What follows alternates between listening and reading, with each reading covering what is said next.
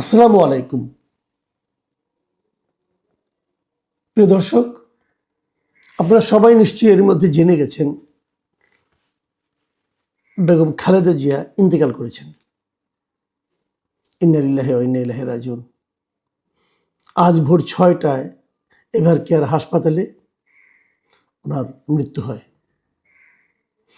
এবং এই মৃত্যু, যদিও আমরা সবাই জানি যে উনি খুবই ক্রিটিক্যাল অবস্থায় আছেন এবং অনেক চিকিৎসককে আমি এমনও বলতে শুনেছি যে খালেদা জিয়া আসলে একটা রিয়েল ফাইটার বলতে যা বোঝায় উনি তাই ছিলেন।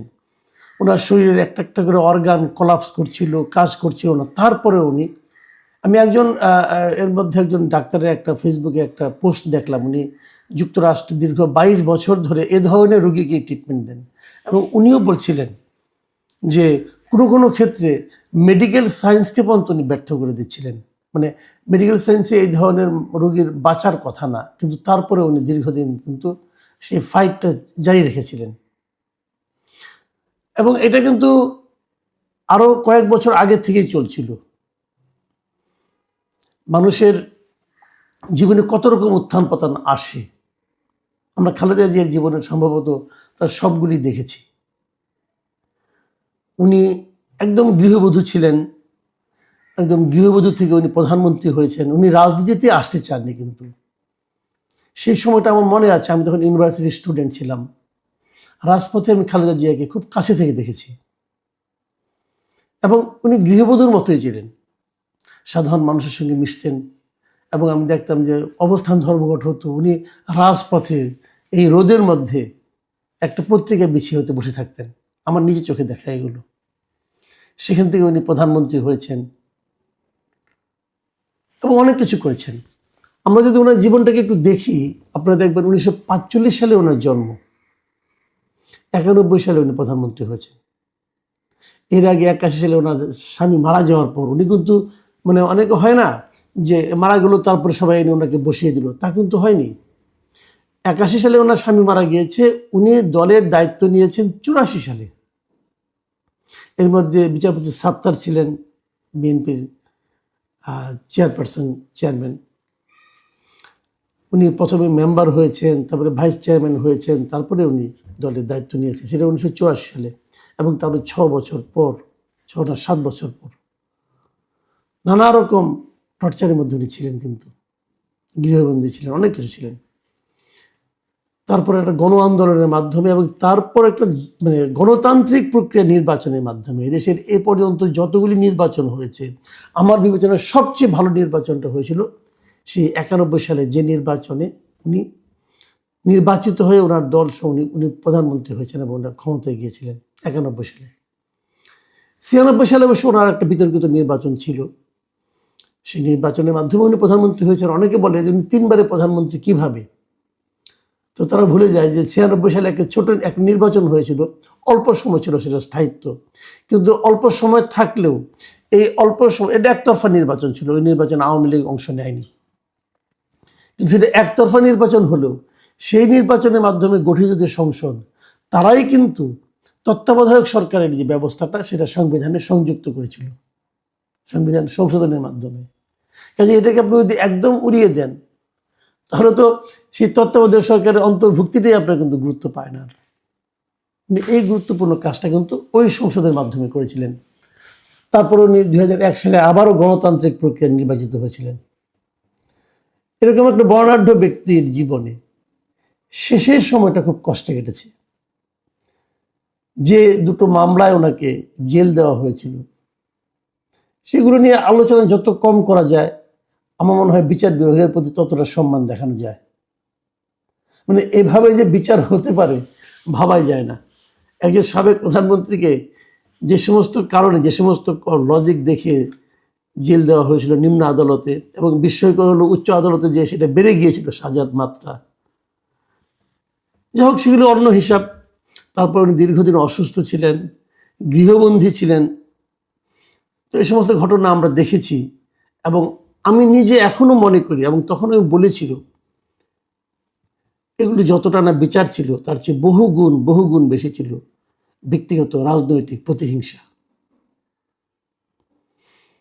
আমি বলবো বাংলাদেশের ইতিহাসে মানে ভয়ঙ্কর রাজনৈতিক প্রতিহিংসার শিকার যদি কেউ হয়ে থাকেন, বেগম খালেদা জিয়া হয়েছেন।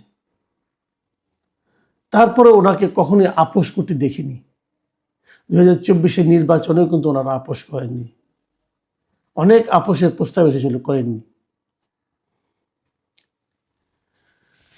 বেগম খালেদা জিয়ার জন্য সর্বশেষ এমন এক সময় উনি গেলেন যে ওনার যিনি প্রধান রাজনৈতিক প্রতিপক্ষ ছিলেন, যার রাজনৈতিক প্রতিহিংসার শিকার উনি হয়েছিলেন,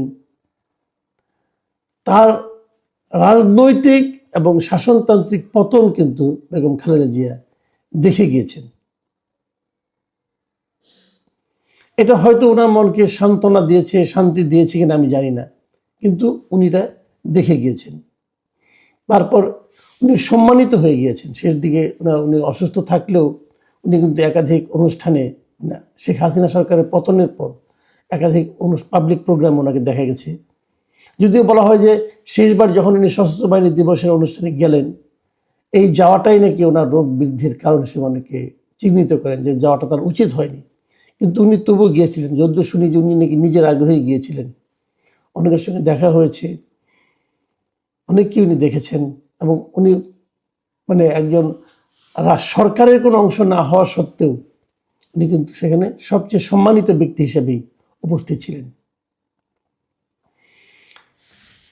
যাই হোক, উনি এমন একটা সময় গেলেন যখন নাকি আরেকটা জাতীয় নির্বাচন একদম সামনে, ঠিক 1.5 মাস পরে এক নির্বাচন হবে।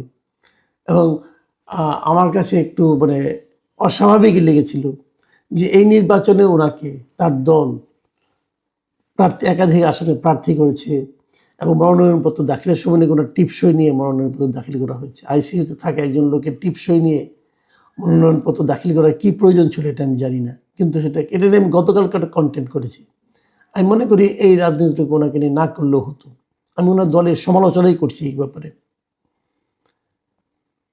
বেগম খালেদা জিয়াকে বিভিন্ন বিশেষণে অভিহিত করা হয়, দেশনেত্রী বলা হয়, অনেকে দেশনেত্রী বলেন, আপসীর নেত্রী বলেন, অনেক অনেক কিছু বলেন, তার দলের লোকজন বলেন। আমি মনে করি বাংলাদেশের রাজনীতিতে এই মুহূর্তে শেষ পর্যন্ত উনি বাংলাদেশের রাজনীতিতে একজন অভিভাবক হিসেবে ছিলেন। আমি বেগম খালেদা জিয়ার এই মৃত্যুতে আমি মনে করি বাংলাদেশের রাজনীতির অধ্যায়ে একটা বড় অধ্যায়ের অবসান ঘটল। বিএনপির যিনি প্রতিষ্ঠাতা জিয়াউর রহমান, ওনার পরিবারের থেকে এখন মাত্র আর একজন লোক অবশিষ্ট থাকলেন, তার পুত্র জনাব তারেক রহমান। খালেদা জিয়াকে কিন্তু জীবিত থাকাকালীনই তার কনিষ্ঠ পুত্র আরাফাত রহমান কোকর মৃত্যুকে সহ্য করতে হয়েছিল, এবং সেই মৃত্যু নিয়েও কিন্তু রাজনীতি হয়েছিল।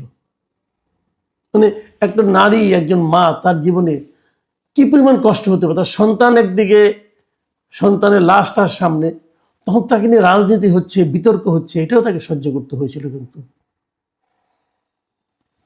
আমরা চাইবো, আমি ব্যক্তিগতভাবে চাইবো যে বাংলাদেশের রাজনীতিতে এই ধরনের অপরাজনীতি এখন আগামী দিনে আমাদের আর দেখতে না হয়। আমরা একটা শান্তিপূর্ণ দেশ চাই, আমরা একটা ঐক্যবদ্ধ দেশ চাই, আমরা একটা ঐক্যবদ্ধ জাতি চাই। ওনার একমাত্র জীবিত সন্তান জনাব তারেক রহমান সেই লক্ষ্য অর্জনের ক্ষেত্রে ওনার জীবনের বাকি সময় সক্রিয় থাকবেন, এটা আমাদের প্রত্যাশা। সেই সঙ্গে বেগম খালেদা জিয়ার জন্য আমাদের দোয়া রইল।